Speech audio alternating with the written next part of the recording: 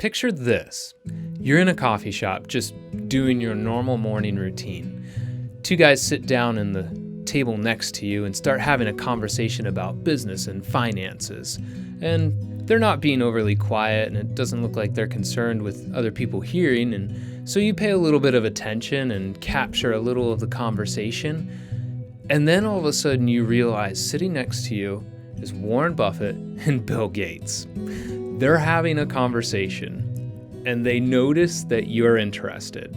So they invite you to come on over and join the conversation. They begin telling you about this new pharmaceutical startup called Umbrella Corporation that's gonna blow the world away with what they're doing. They say it's gonna be the fastest growing business of the century, and Bill Gates is committing all of his resources, all of his technology to supporting them.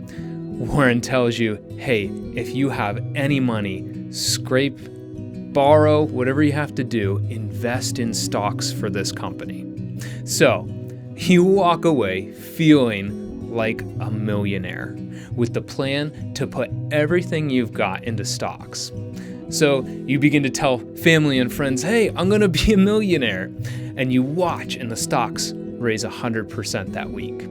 And so you quit your job deciding to focus entirely on your stock business and on managing your portfolio, and stocks go up 1,000%. You decide to purchase that new car finally because you're feeling a little comfortable, pretty confident at this point. Stocks raise 2,000%. At this point, you're trying to figure out, okay, what do I do with all this capital that I'm going to be getting when I finally sell? So you invest in some real estate for tax deductions, of course. Stocks climb 4,000%. So there's only one problem. You never actually bought the stocks.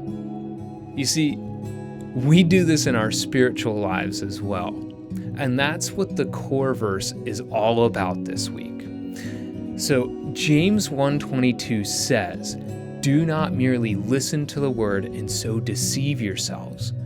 Do what it says. See, nobody's going to walk away from that conversation thinking that they're a millionaire if they never buy any stocks. That's just lying to yourself. Instead, you need to act on that prompt. And once you realize, spiritually speaking, the astounding truth about the gospel, and you believe what it says, and you claim to be a follower of Jesus, yet you never change, there's no life transformation, you don't act. Doesn't that seem kind of foolish? James goes on to use another depiction in this chapter where he talks about somebody that looks intently into the mirror and studies their face. They check every whisker, every freckle, every line, and they know it inside and out, and then they walk away and they totally forget what they look like. Nobody's gonna do that. Nobody forgets what they look like. At the same point, nobody's gonna walk away from a conversation with Buffett and Gates talking about being a millionaire and not buy some stocks.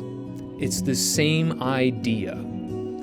So let me caution you though, because it's a process. God walks you through giving you little direction and then expects you to take action. He gives you some more direction and then expects you to take some action. It's a process of growth, change, and acting on responsibility.